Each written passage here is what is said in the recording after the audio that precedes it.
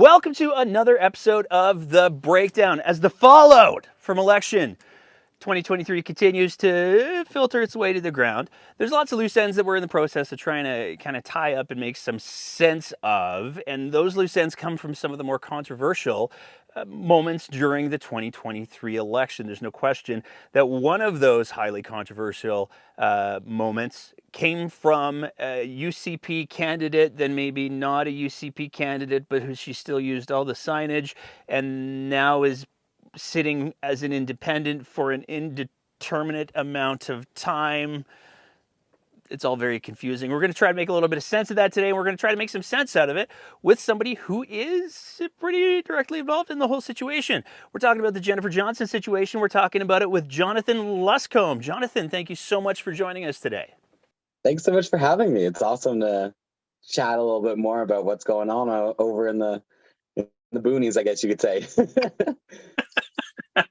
Well, we're going to talk about some of the positive things that are going on in the boonies, because I know that rural Alberta has certainly been, in many ways, not maybe putting its best foot forward, but there's still a lot of really good things that are going on, and I'm really excited to hear about some of those things from you. But before we get into the whole Jennifer Johnston, I should have worn my dumpster fire shirt, I feel like, but who's Jonathan Luscombe? Yeah, awesome. Yeah. Again, like he said, I'm Jonathan. I'm the executive director of the Luscombe Pride Society. I started it back in January of 2023, so just a few months ago. We've been kind of on a steady path of trying to fully be incorporated as a non-for-profit, which it will be Luscombe's first LGBTQ non-for-profit, and its only non-for-profit, or only LGBTQ non-for-profit, sorry. And so why I kind of started what was back in January, there was an increase in a lot of anti-LGBTQ hate that I saw in the US. And a lot of the times when the US kind of goes forward with something, um, Canada usually has a very similar following when it leads, and it's what we're seeing now with the increase in hate against the LGBTQ community. But back then, it was just starting in the US, and I kind of took that second to be like, you know what? We need to make sure that this does not happen in Canada, that this does not change our progressive nature of this country and of the province that we live in. I mean, it's definitely an uphill battle with the conservative government here, of course, but it's definitely something I think when we make those waves and when we make those little bumps and when people start seeing it more and when more and more hate starts coming to the surface, it means that we're doing something and that we're making a difference and that we're rocking the boat that's been so still for so long. For myself, I only had come out back in 2021.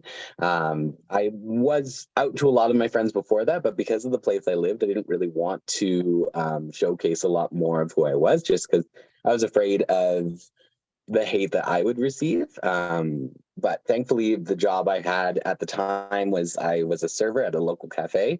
And what I would do to kind of really introduce myself a little bit more to the community, as I would wear quite prominent makeup, a lot of switch out different earrings, different hairstyles, and try to introduce this idea that gender inclusivity and LGBTQ people are not just some hidden away minority, but that they are in the community, that they're just quiet because they don't want to be seen in that light or in a negative light.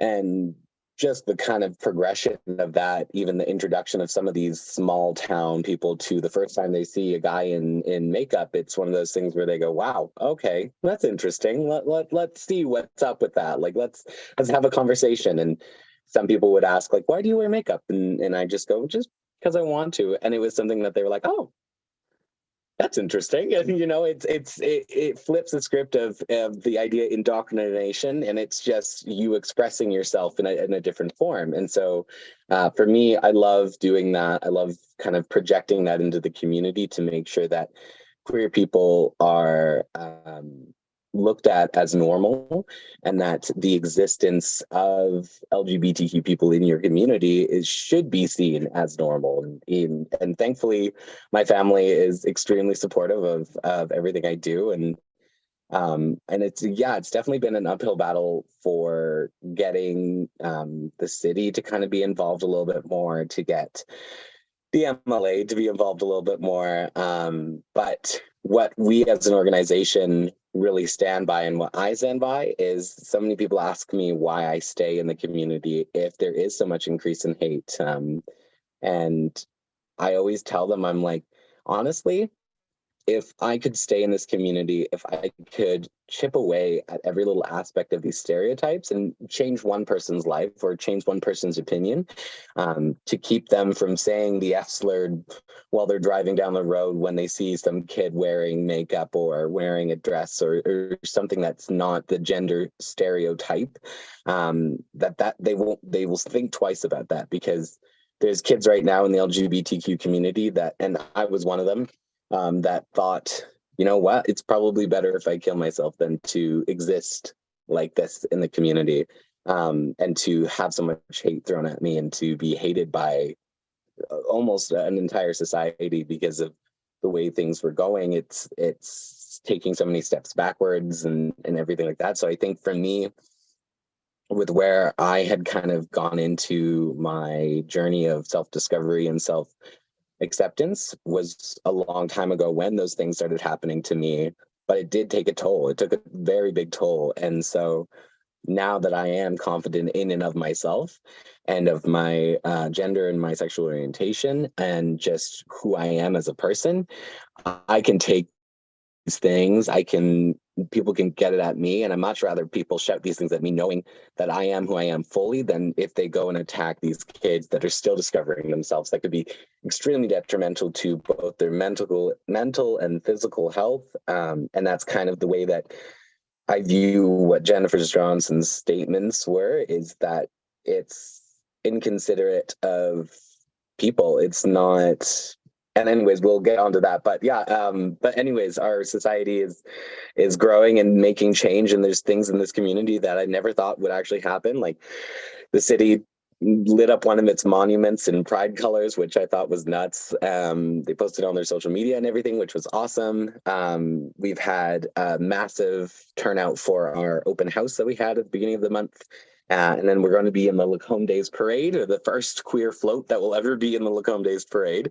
So we're excited for that. It's definitely a big step forward, but we're excited to be introduced to the community on a bigger level, and on a level where we're saying, you know what, even though this MLA is here, we are making sure we are seen and heard and looked at as humans. And honestly, I'm really proud of where this has gone and the momentum that it's picked up. And even in and of myself, like, I never thought I'd be able to do something like this. I always knew I wanted to make a change in my community. I always wanted to make somewhat of a difference so that people could feel safer and feel more connected to the place they call home. And so I hope I get to do that, and I hope I'm an advocate for that. And I hope that I keep getting to introduce myself more and more to people, as it's something that I really love to meet people. I love to interact with people. I love politics. I honestly love your guys' show. Like, your guys are 90% of my information that I find out there. Like, Oh, danger. my social media. I think you guys were, when the Leduc situation had come up, you guys were the first person that I saw the video on, and I was like, oh, okay, fun times. And I think that was the same day I reached out to you. So I was like, you know what? We need to talk about some things. Anyways, that's a little bit about me, but in the society. I got to ask before we move on to the cookie conversation. How the float that you guys are putting in the Lacombe Days, scale of 1 to 10, how much fabulousness can people expect? Oh, we are excited for this. We have a full trailer, a truck where you have a 30-foot rainbow arch being put on there. We're decorating the entire outside with rainbow flags. We have pride flags. We are giving away full pride flags. We are giving away candy, flyers to our Pride weekend in August. There's going to be banners, bubbles, confetti, everything that you could imagine, and just the loudest music. We're ready to just turn up the party and get people. And it's the thing is, it's not Lacombe Days Parade is not something small. It is for the community is one of the biggest events of the year. We full out come on out, and there I think roughly last year with my job they had portioned little cookies, and they did about 6,000 cookies, and they before the halfway through the parade they ran out of cookies, and they still had none left for the end of the parade. So it's definitely something we're excited for, and we're ready to make sure that all the glitter and all the flags are full on display. And I think one of my board members' kids will also be dressed as a unicorn. So that will be fun in an inflatable unicorn costume. So we're making sure that this is going to be a float that people will remember. That's for sure. I hope tag us in some pictures because I would love to be able to amplify that stuff. Let's talk about the provincial election. So we've got Jennifer Johnson. The nomination process in Lacombe Panoka was a spicy little meatball because there were some folks that ran that had some thoughts about some things. But tell me what your experience was like. When did the problematic hate speech, I guess, when did that kind of bubble up on your radar?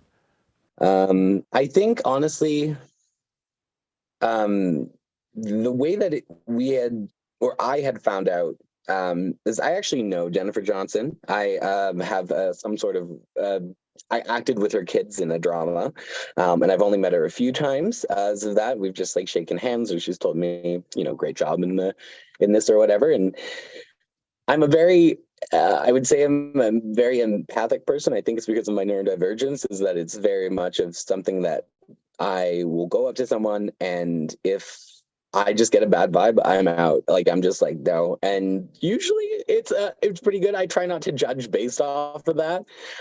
So when I saw Jennifer Johnson running for the UCP nomination, I definitely thought at first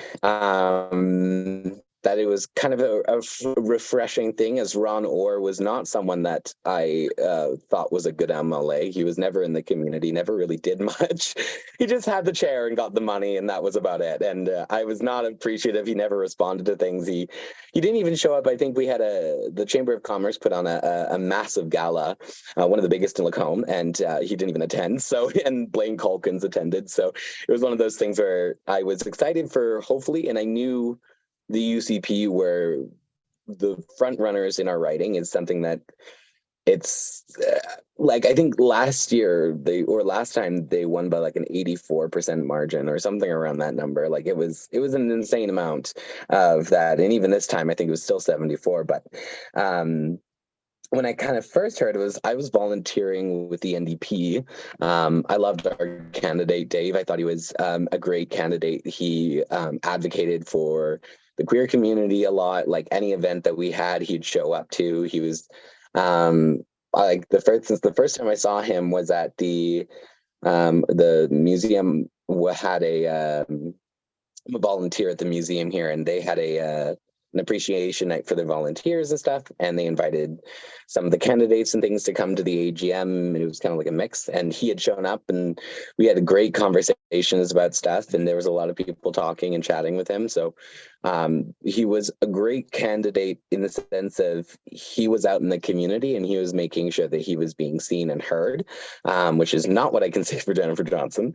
But he definitely was really out there, really talking and really getting going on that. So I was really appreciative of the effort that they did to kind of strengthen the bond of their relationship to Lacombe, because it was something that was very tainted after the first time the NDP was in, and still is. Like you'll see the comments. I had posted an invitation on our community page to the grand opening of the office.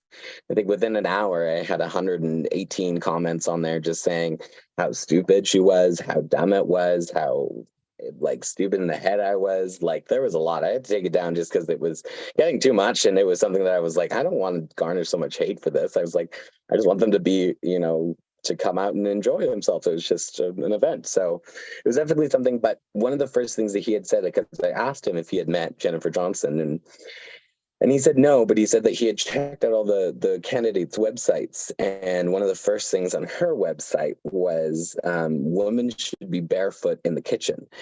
And they had since taken it down after I had found out about this, because I tried finding it, but he showed me a screenshot that he'd taken of her website, and I was like, oh, okay. And so I started doing a little bit more digging, and after she won the nomination, I had a few people reach out to me asking about some of the things that I knew about it, and or I knew about her.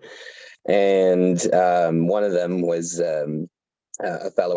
I won't name him out though if he wants to be, but he was one of the youth advocates here in Lacombe for the Muslim population here, and he wanted to sit down and have a conversation because she had previously in the last year had just said nasty things about multiculturalism, about turbans, about anything that had to do with immigration and things like that.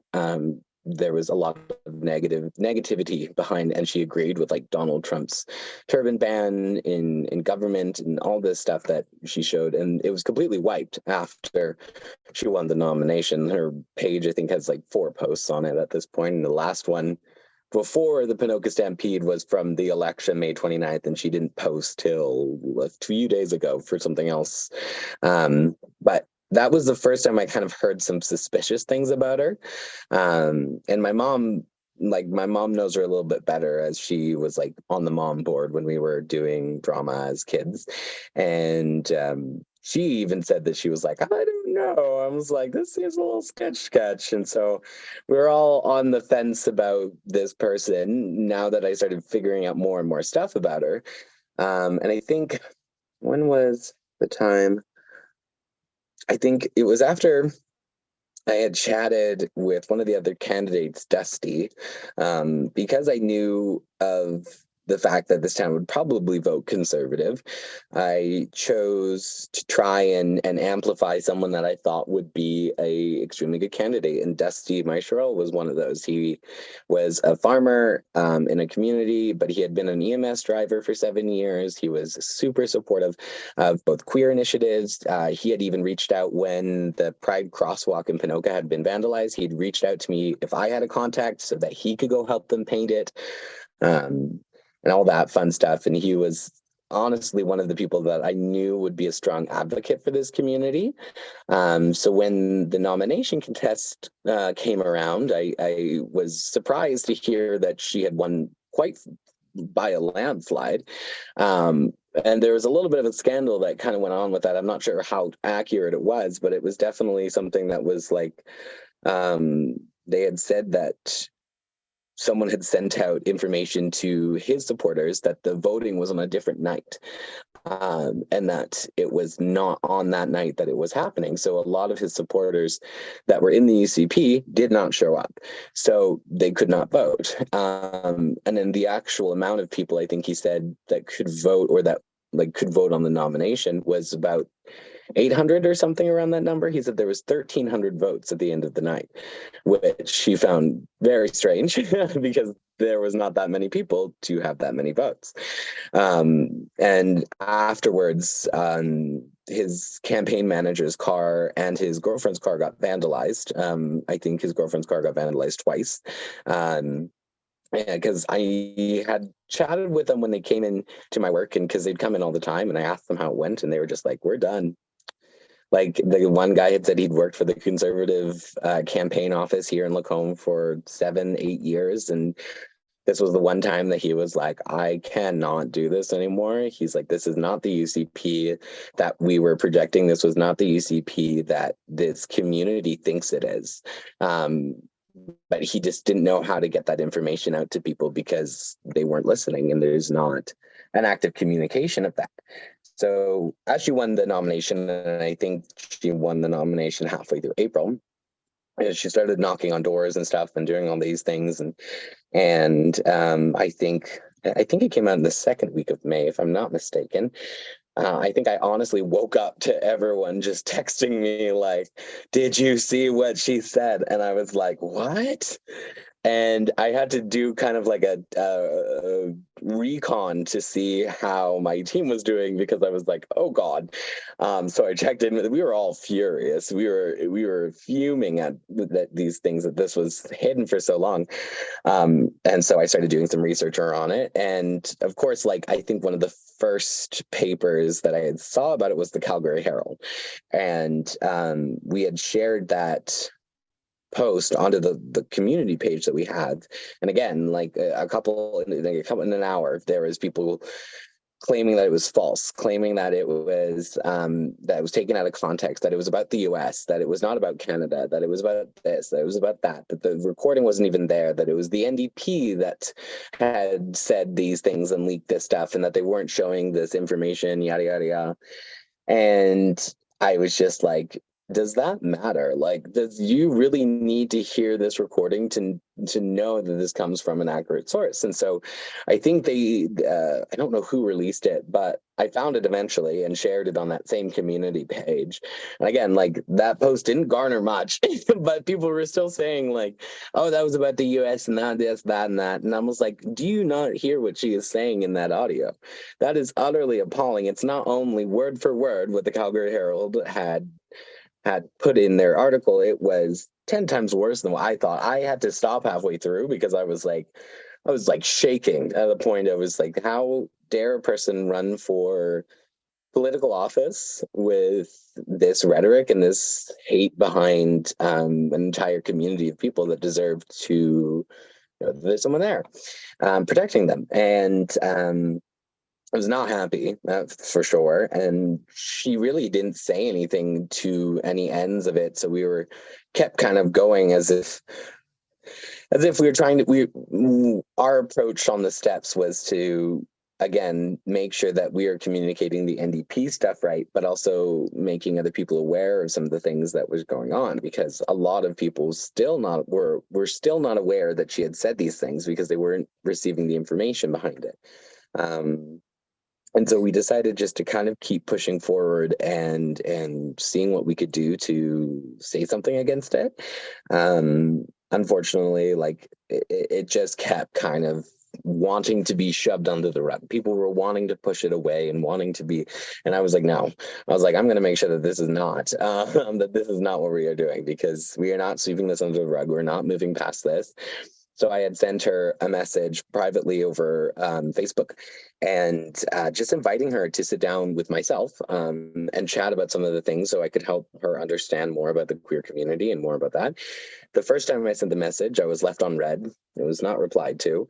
And then I kept kind of, going on and being like, oh, okay, well, maybe she's busy, or yada, yada, yada. Again, like, nothing. So I tried emailing her, and again, nothing. And this was all before the election. So this was things that, when you're trying to run for office, you need to be communicating quite prominently and fastly when you're a candidate. Yet I think she knew that she had this in the bag and that she was not going to lose it.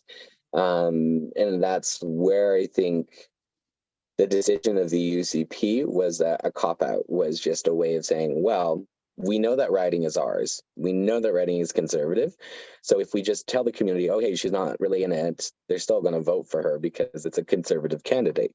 It even said on the ballot still UCP candidate, which I was kind of like, okay. And then election night came and we were watching, the election results at the office. And I think she had garnered about 7,000 more votes than Dave, which, again, not surprising, but the sheer amount of people that voted for her was the shocking part, was because I was like, did we not share this information? Like, how did we get to this point? And I remember one of the interviews I had, I think it was with CTV. I'm not sure. I can't remember exactly.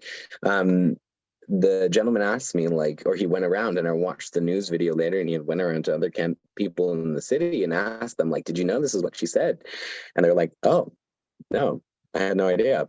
And it was one of those things where like a lot of people just didn't know. And I honestly think that's because of the amount of disconnect within our community, because Lacombe County is so large and because there's so many farms or rural areas, there's not an accurate communication of information. Not only that, the fact that there's not internet in a lot of these rural, very far out spaces is something that works in the Conservatives' favor. That's why I was trying to push for more people to see that there was going to be broadband internet with the NDP. And, you know, it's a promise, so you never know if it's going to happen or not. But it was still something that I was like, well, at least this is something that would help bring information to people in rural communities at a faster rate than if they received it by a newspaper, which I think in Alberta we have at least 7 or 8. We have the most amount of conservative news sources in Canada, which is shocking.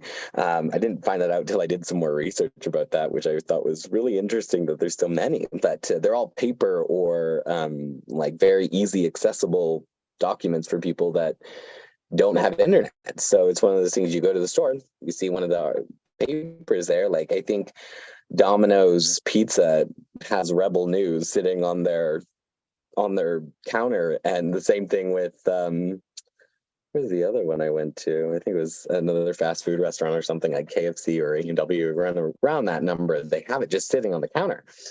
And I'll pick them up every once in a while, and I'll show them to my friends because we just laugh. We just laugh at some of the things. They're just like, okay, well, sounds good. But no, and so as time went on, and after she had won the election, I sent another message because, again, I was curious of where she stood, and left on red yet again. Was not replied to. Was not even like, hey, like you need some time to figure out the election results, whatever. Nothing. Which was shocking because Pinoca Pride hadn't received anything either, and we were all just like in the dark about what was going on. We're like, okay, there's just nothing here to talk about, I guess. And so it became harder and harder to try and have a conversation with her about this stuff, and to try and really introduce or debunk some of the ideas that she had put forward. And even in her apology, it wasn't an apology. It was just a saying of like, well, I did some work and now I'm good, because she said she was going to work with our societies in the community, but there was none of that. There was no talking for over a month. We were very confused as to where she was, even as she doesn't even live in our riding. She lives outside of the riding. But we were just utterly confused about how this was going to play out and how she was going to talk with us if she's leaving us on red.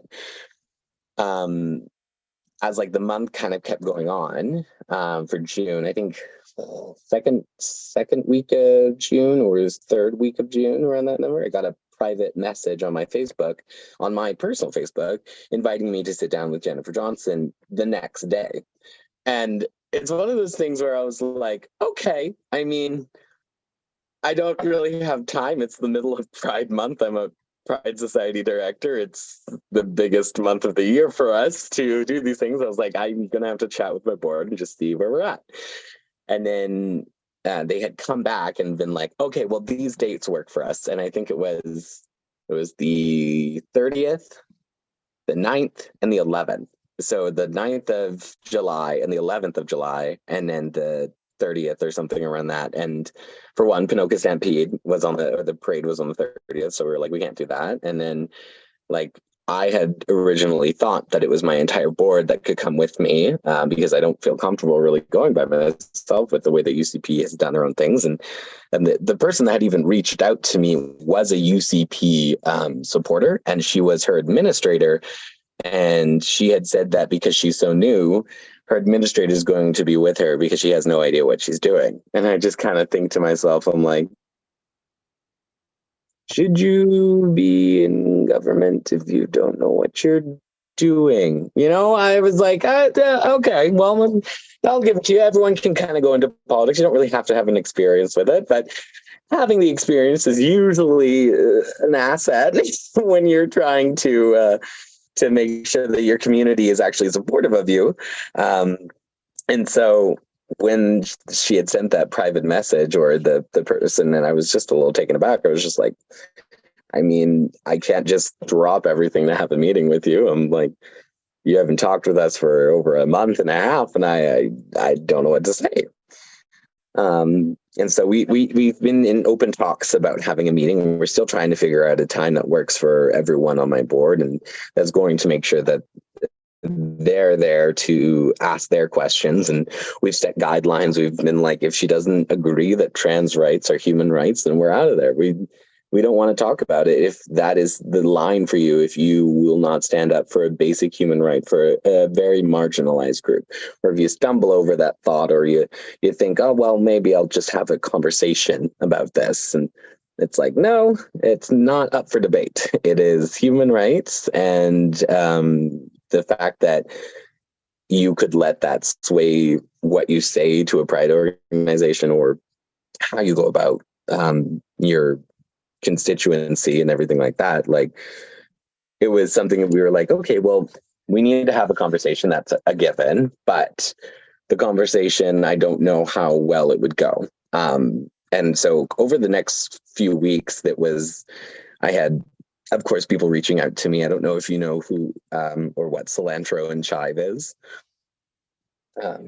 It's a pretty prominent restaurant in Lacombe, and has roots tied within Pinoca as well. And there is a Red Deer store too. But the owner I know quite personally, and he had said one day that he had reached out to her because he was hearing a lot of news about things, that investing opportunities that were going out the window, people saying they were going to boycott Lacombe because of our voting and how large we voted her in for. And she came the next day and reassured him that she was talking with our societies, talking with us. And I was like, she's not. I was like, we could barely can meet up. Like, there's not so much, because he had asked me, it was like, is this true? And I was like, not really. I was like, she's been very avoidant of us and our endeavors to kind of introduce more or forward thinking, or not even forward thinking, just human decency. And so again, like, kind of keep moving forward. I had then heard from the Lacombe Chamber of Commerce executive director, and he had said that she had not so much as even reached out to him, and he was asking me if he could join our meeting, because he knew we had one being scheduled. If he asked me if he could join our meeting to meet her, because she had not so much as reached out to him. And I was like, okay, I mean, yeah, but that's unfortunate that you can't even meet with your MLA as the Lacombe, because he had also said that investors and stuff were pulling, and they were saying, well, we're not really wanting to invest in Lacombe because of this person that has such hateful rhetoric. Like, why would we want that on our docket? It's not going to look good in any of the other parts of Alberta or any parts of Canada, to be honest. And so, and then I think the most recent thing that had happened was there was a Chamber of Commerce event, and it was like an after hours thing, like a 6 to 8 or something. And it was different community groups. They had tables there to promote some of their things, and everyone was invited or whatever. And there was kind of like a small group of people. But one of the people that was there was Jennifer Johnson. This was the first time I'd really seen her in Lacombe, and the first time I'd seen her at an event that was not a Stampede or not a conservative or UCP event. It was very independent of that. And she saw me instantly and came right over to me. The first thing she says to me is, I hope you know those words were taken out of context. And I just stand there stunned, because I'm like, okay. I mean, I heard the recording. I was like, I don't think that's true.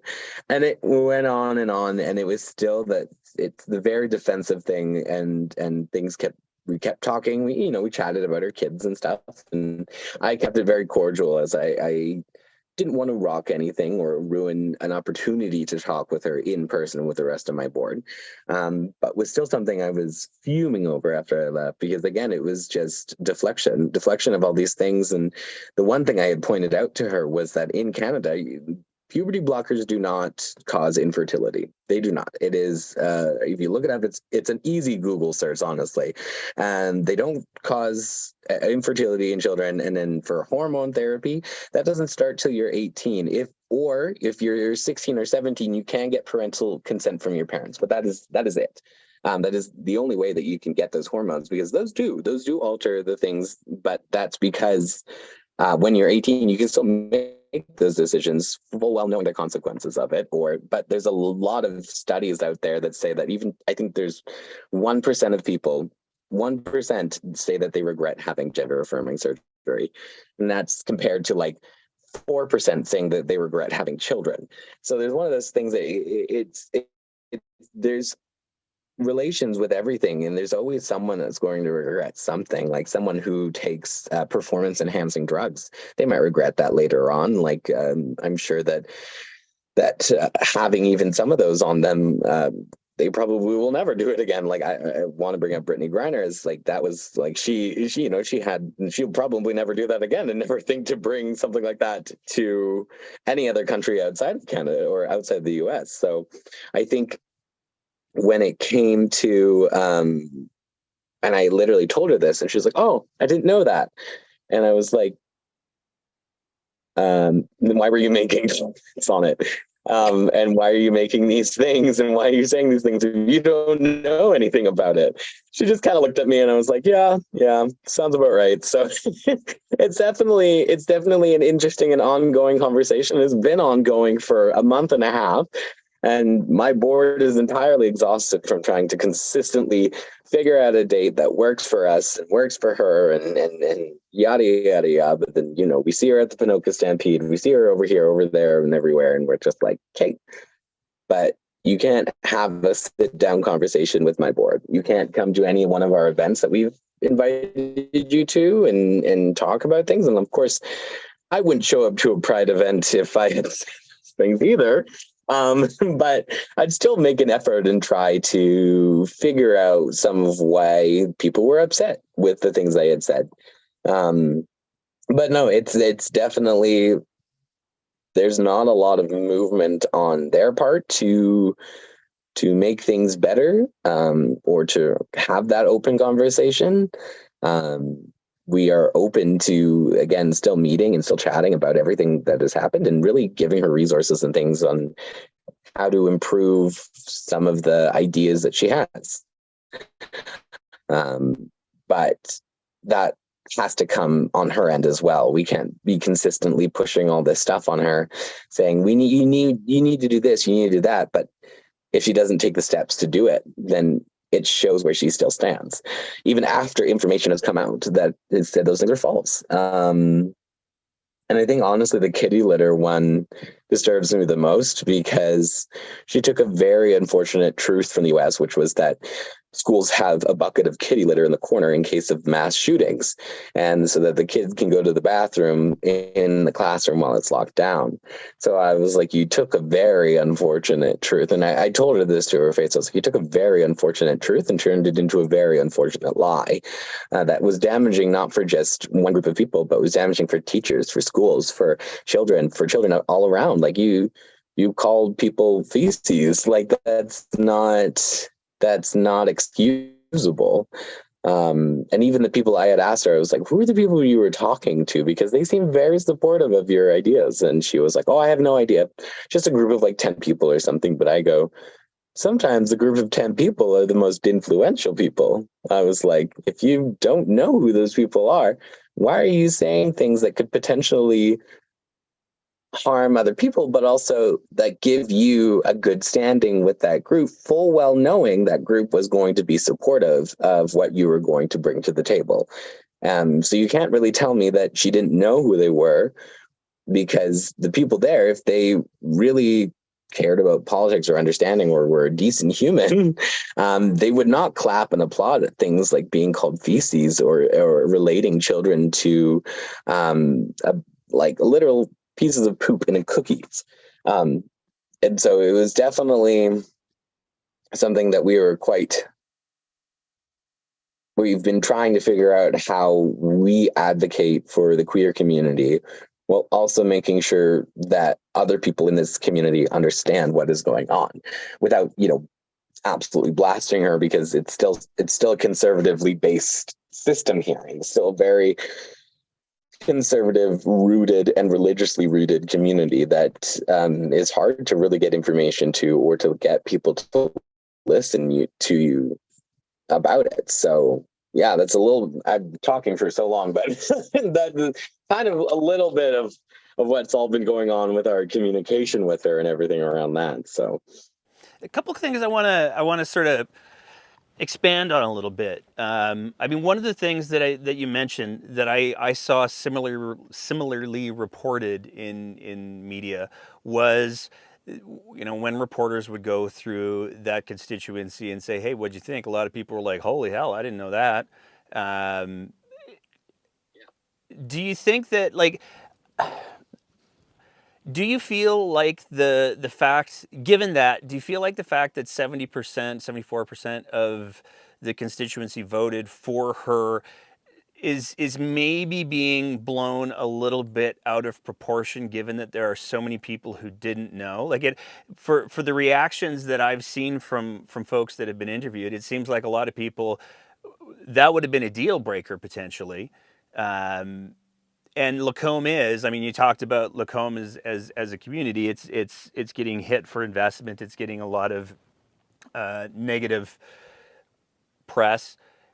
Do you think some of that's maybe a little bit unfair given the lack of available information? mhm. um, I do think that it is. I think it's that a lot of people just didn't know. And when it comes to election time in Alberta, particularly, and even in Lacombe, because Lacombe is very subjugated into its own individual groups. Like Lacombe, to so many people, is viewed as a white town, is viewed as an old person town. But that's because Burman University, one of the university that's here in town, they have an extremely big BIPOC population on their campus, from all over the place. Like a lot of them are from Bermuda, from the Bahamas, and countries where that they're flying to Lacombe to go to this university. But they don't venture down past Burman University because they are scared of what could happen if they go to downtown Lacombe. And are scared of the things in the community. And the same thing with the Muslim community is that there's quite a big Muslim population here as well. But when they had opened up their mosque, it was quite controversial and people were not happy about it. But it was something that was like, hey, these are just a religious group of people. Why are we being so upset about it? And some of the stuff is warranted. That some of those people, that number was very, some people just voted because of it, because I know for a fact that the museum here I know the museum executive director, and she's an amazing person, and she decided to do an Every Child Matters display in the museum. And it's not a political thing, it's our history. It's something that I think we need to stop relating to political, and we need to start looking as it's actually humans, and it's actually people that this has happened to, and that we need to stop politicizing it past the point of looking past their humanity. So she really wanted to break down some of those barriers and introduce some more indigenous stuff to Lacombe. She said when that had come out, she said she got emails upon emails of people just saying that you can't do this, like this is inappropriate, like this is not okay, you're shaming white people, all this fun stuff. And she kept kind of just going through it with it. She had the support of the organization. She had support of the Combe Historical Society. And when the actual thing came out, I think she said that there was one person that showed up to be upset about it, and she stayed for like 10 minutes and then left. So it was something that there is a lot of hidden hate towards groups. It's very much from the perspective of just like people behind their phones just spewing stuff. But again, like I am just shocked at the amount of people that didn't know this information but I think because we're such a close knit community, because we still focus less on the news and focus more about people, we're not so inclined to research things that we hear. We're not so inclined and because it was a very small group of people that this affects, that these comments really relate to, people's For You pages and things that are mostly conservative are not going to show these things. That's the way the algorithms have always worked, is that if you post liberal, if you post conservative, it amplifies those things, and it amplifies the things that you are more likely to read about. And so I think because there's the lack of information spread through Lacombe, because we're such a close knit community between individual people, because there's such a divide between all the different diversity groups within Lacombe, I think the communication of things was just so blotchy and so misconstrued that there was not an accurate source that people could go to find out about this. And you know, some people have very strong opinions about the Calgary Herald and stuff like that, or other news industries like CBC or CTV, and they might relate back that they're biased. And so that's why I really wanted to push. I think the same week that they published a Jennifer Johnson thing, we had our article about us on the next page in the local newspaper, and we just talked about it. We didn't want it to be about Jennifer Johnson, so we talked more about what we were doing as part of our initiatives and stuff. And we got quite a lot of people responding to that, as it was something that people just got on their doorsteps in Lacombe. So I think, again, like, it really came down to who was reporting it, how it was being communicated, and the resources that the people trust in Lacombe, because they trust the Lacombe Express. That's our newspaper here. So I don't think they posted anything in it until after the election about what she had said. So it was one of those things where the ability to have that access was very slim. And I think there was a blog person, her name was Linda Huang, and she had come to Lacombe with the Lacombe Tourism to do just like touring around Lacombe and stuff. But she had emailed me the week before, and she had said that she was actually tempted to break it off because she didn't want to support Lacombe because of the MLA that was here. So I was able to convince her to come to Lacombe. I gave her some insights about what businesses were supporting Jennifer Johnson's and stuff like that, and really made her aware of some of the ways that she could try. And she talked with Lacombe Tourism, and they agreed that they were going to make it about Pride. So they were able to interview us. She came and chatted with us about some of the stuff that's going on in Lacombe, and about supporting Grant. It was extremely nice to see that because of this stuff, and because of the lack of communication, because of the lack of actual community connection, it's creating a lot of good for the people here in Lacombe. And I don't want to say that everyone was unaware of what she had said, because I had talked with a city council member who had said that the constituents that she knew had said sometimes it based off of, like, some of the people that walked with her would tell her things, and said that they would actually have the conversation about trans stuff at the door while they were knocking. So the people would ask them questions about it, and she would continue to go on and talk about why, or et cetera, and all this stuff. But she would specifically select people that only asked about it, or that she knew were supporters of her campaign, and would talk about it then, which I found out, and I was only about a couple days ago, and I was like, oh, I thought it was just an audio recording. So she had even believed it up to the point of when she was campaigning on doors. So there's not a thing of like, there's an excuse for that. So there is people that are just literally transphobic in this town, but I think the amount and the sheer amount of people is far less than what that percentage amounted to, and just boils down to, and like, even on election day, she still had UCP as her person. So anyone that looks at that, hearing maybe a candidate in Lacombe said something homophobic, oh, maybe they'll be gone. Maybe they won't be on the ballot, yada, yada, yada. Maybe they replaced the person because they told her it was going to be an independent MLA. So a lot of the times, it's not even so much the miscommunication, it's the miscommunication of who it was about, because that's the thing that will get you if it's about, because I think when the NDP pulled people from the public forums in the rural communities, it just blew up.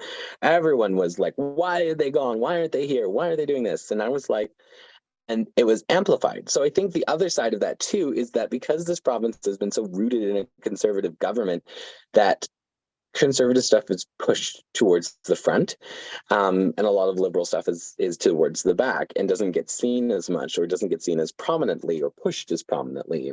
And so when that had blown up, I was like, why are we blowing this up when she had said literal transphobic comments?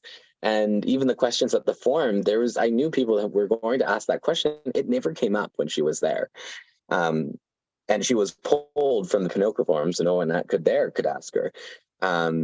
So there's people that were even running the political side of an independent campaign that were still siding with her and not really wanting to talk about these things. So it's a mix of both. And I think because, again, like, this community is just not well communicating, it in turn makes it difficult for people to come across information, especially when the group that's trying to push this information is a very small group of people.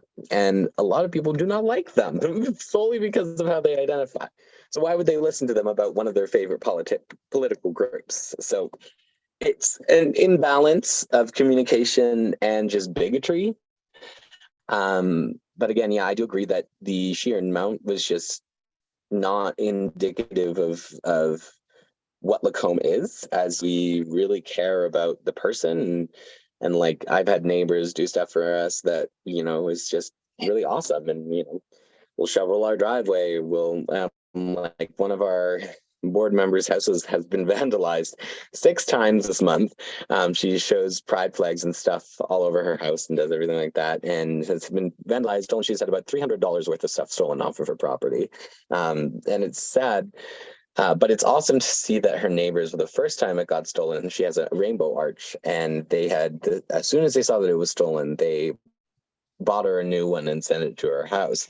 And people came and just put flags in the trees for her, put stuff on the lawn, and just added to her pride display because they knew of what had happened. And they were not making a big fuss about it. They weren't going and shouting at the top of their lungs. They were just saying, this person needs us, and we want to be there for that person, without making a whole kerfuffle about it, without the whole community being, because there was going to be a point, like, we had a global national interview, and she was showcased on there and talked about some of the stuff that had happened, which I was extremely happy about, because she deserved to have that story be out there a little bit more. And as much as I love doing news articles and things and talking about why I do this stuff, I needed more people to see that this community is still very rooted in a lot of hate, but it's a very ballsy group that I'd say has this hate, and that most of the time they just are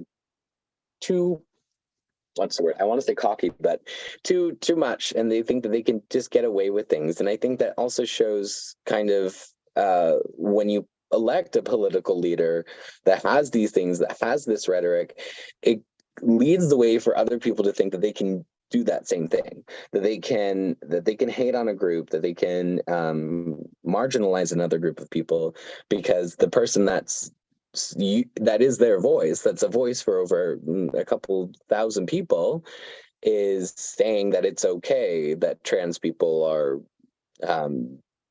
homophobic, like, that their existence should not even be a thing.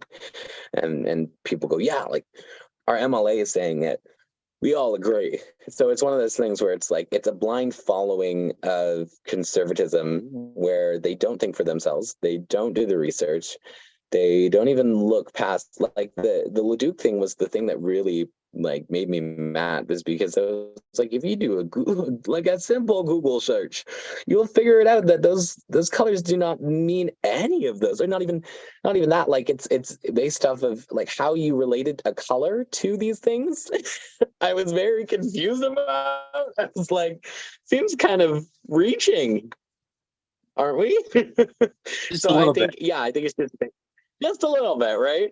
So I think it's just based off of, but no, like, even with a political leader that says these things, it opens the room for more violence, and it lets people get away with it and do it without feeling like they're going to actually get consequences eventually. So yeah, I think Lacombe is a little bit behind in its thinking, but I think that there is a movement coming, and that these people in the communication of information, now that we're in and we keep going, and now that there's a completely new switch, that there's a new opposition party, there's all these things, I think there's going to be a lot more information that's going to be shared readily, and that there's going to be more people finding out about these things ahead of time. And I hope that that keeps being the thing. Like us and Pinoca Pride, we've like collaborated on making sure that people know about this stuff, and we try to do as much supporting of each other as we can, because we know the importance of that and what it does to the leaders. It scares them when groups are in unity. So we know for a fact that we are making big waves, and that we're rocking very peaceful boats of religious ideals in this community, and it's causing people to wake up, but also causing people to be a little bit mad at us. So I think we're finding out who the people in this community are slowly but surely over time. I'm curious. I mean, you talked earlier about the misinformation that Jennifer Johnson had, where you talked with her about the puberty blockers, and you talked with her about the hormone replacement therapy, and the mis and disinformation that exists in regards to how, whether or not kids can access this stuff, whether or not kids can access this stuff without parental consent and permission. There's a lot of mis and disinformation that apparently she was unaware of. Do you think, given the profile that she inadvertently created for herself by saying dumb shit, do you think that she has a responsibility, not just as like an elected official, but as a human being, to clarify that stuff? Like, does Jennifer Johnson have a responsibility to say, hey, you know what, everybody? I believed all this batshit crazy stuff. Sorry, turns out it's batshit crazy stuff. Here's what the actual information is. I apologize that I shared bad information. Do you think she has a responsibility to do that as part of the, I don't know, reconciliation process for her and the community that she purportedly wanted to serve?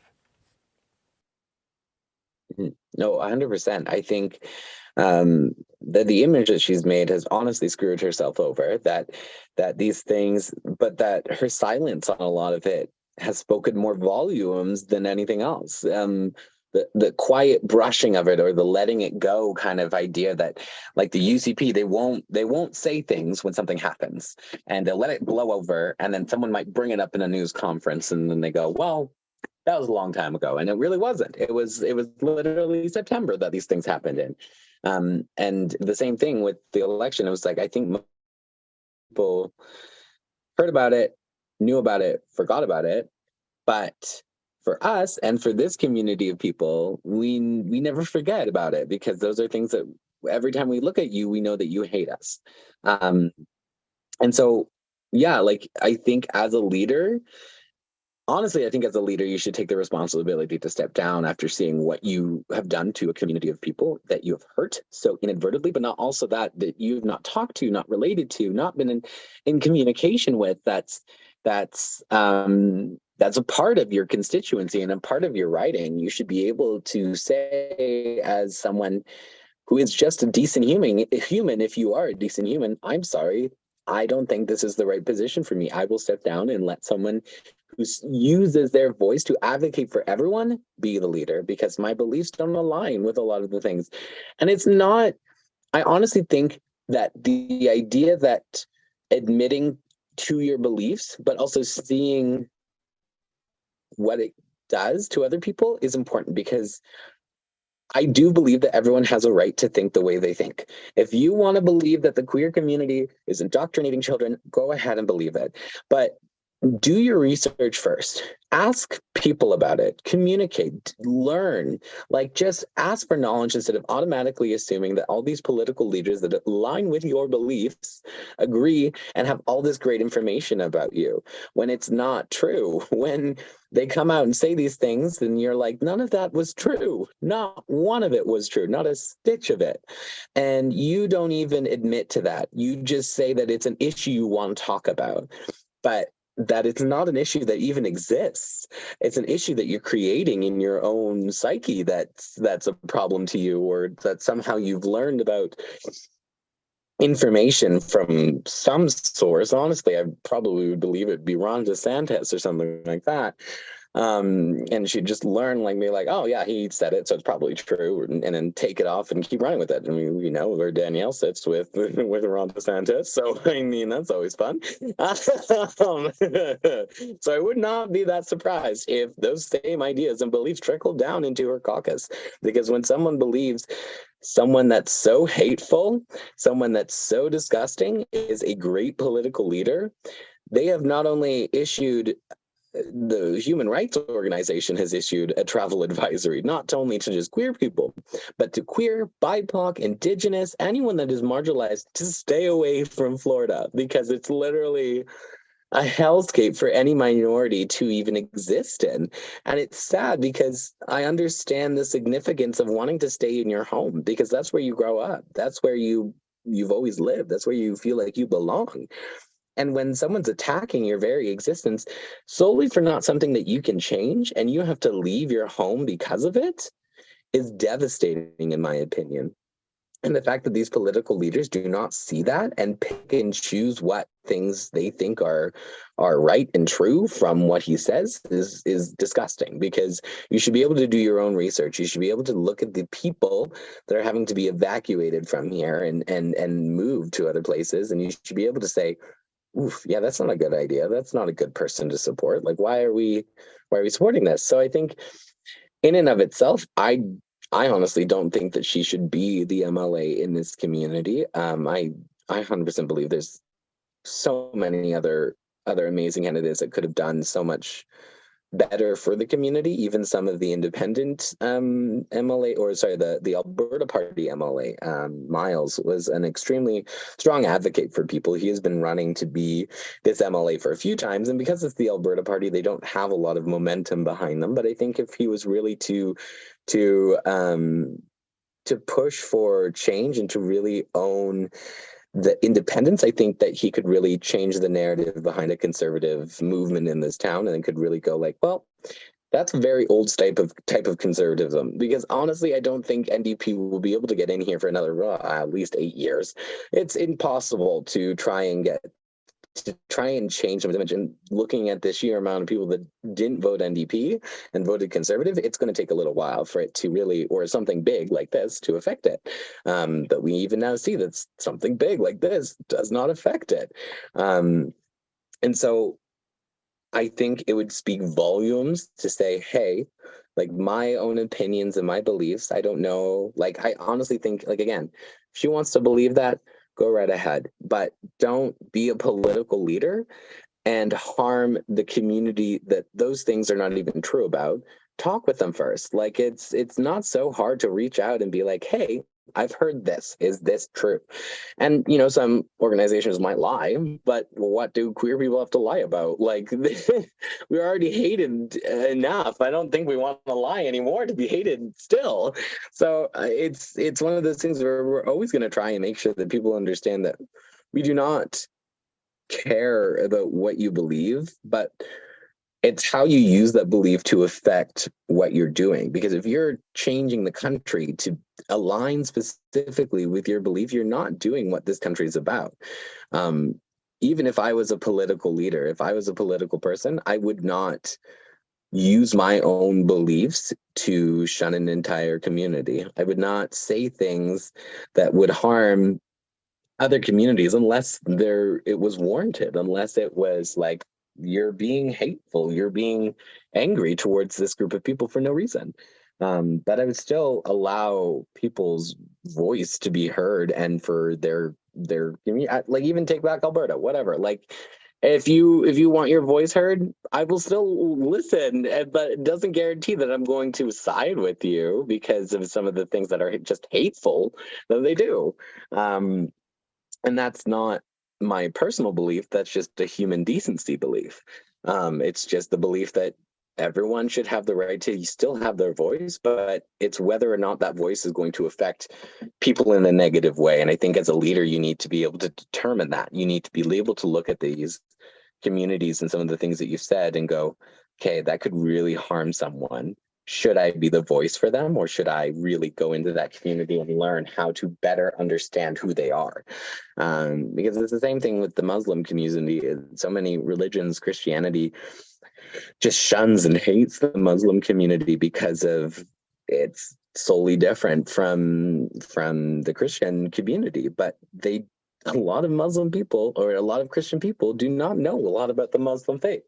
They just automatically hate it because their religious leaders have automatically put that thing in their head, and have done apparently the research for them when they probably haven't even picked up a Quran in a sense. So I think it's really based off of,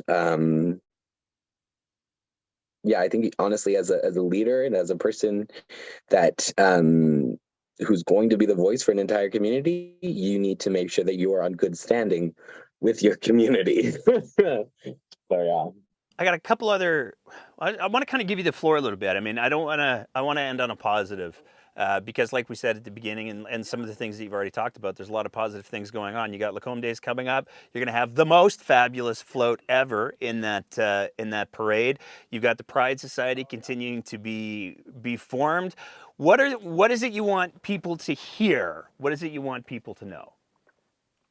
Yeah, I think the message of Pride this year was very much of, it wasn't so much about love is love anymore. It was about, we are here and we're queer and we're not going anywhere. Like, we've always been here. We've always existed, whether you've seen us or not, whether we've been out or not.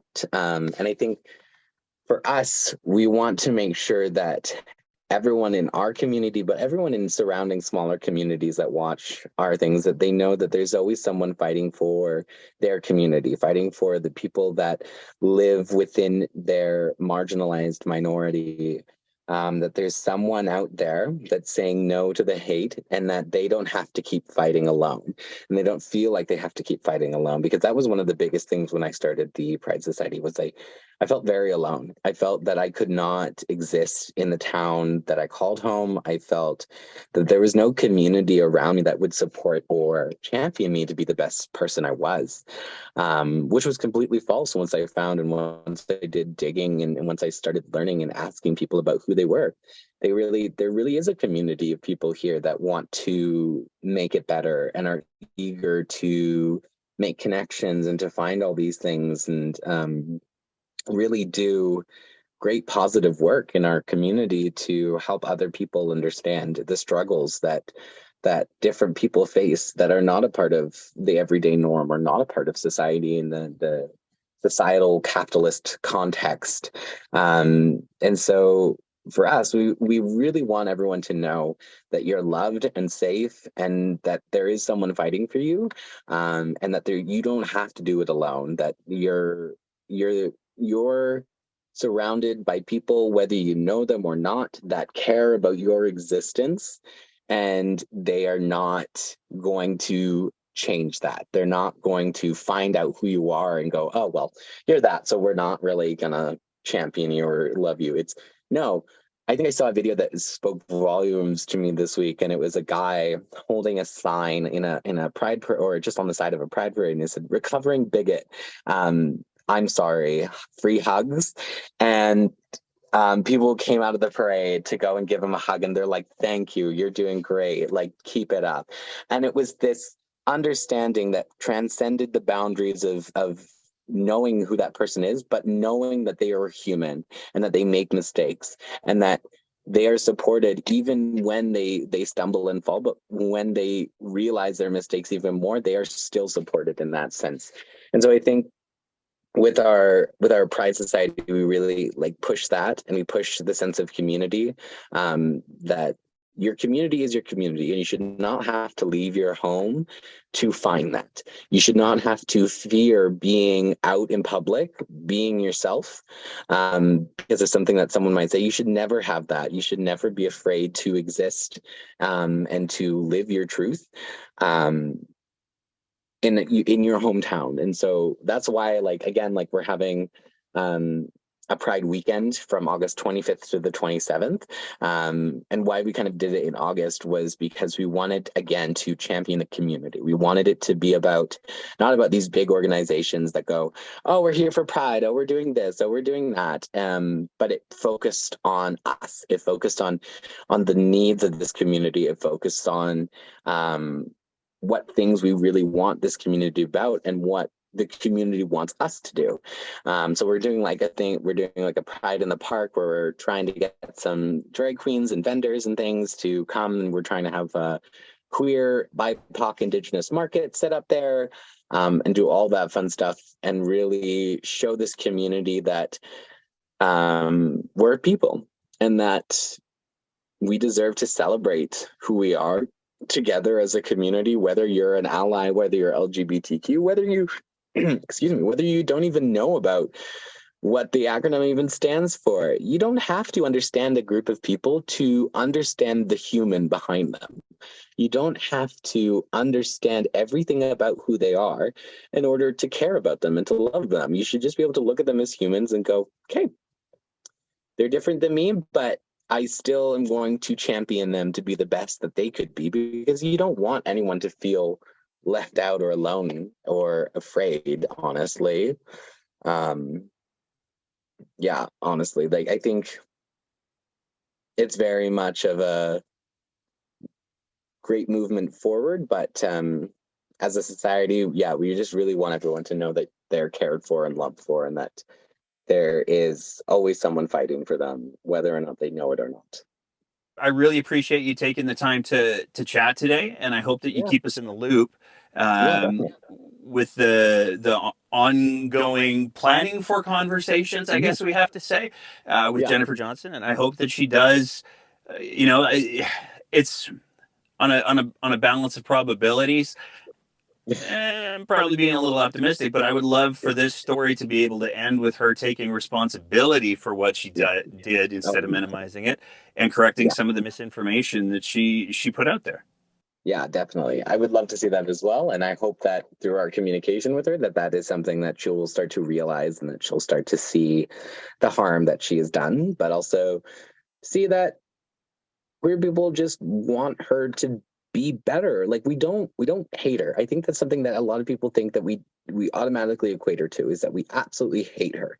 It's no, we just want you to understand who we are as people, because once you understand who we are as people, then you can make the decision of whether or not you want to hate us. But until then, just find out who we are. Don't take misconceptions and run with them. Just sit down, talk with us. We're not going to hate crime you. We're just going to talk with you about things that you can do better, to be more of an advocate for people. Awesome. Thanks again, man. Yeah, no problem. Thank you for having me. And that's it for another episode of The Breakdown. As always, if you appreciate the kind of content that we're trying to produce here, we would love nothing more than if you thought about signing up to be one of our Patreon sponsors at www.patreon.com/thebreakdownab, where for just the price of a fancy cup of coffee a month, you can help us continue to produce this kind of content. Whether you're listening to the audio version of the podcast, in which case maybe leave a review and a rating, or whether you're watching it on one of our streaming platforms, we want to say a big thank you to everybody who is part of the Breakdowns audience. And as always, take care of each other and keep the conversation going.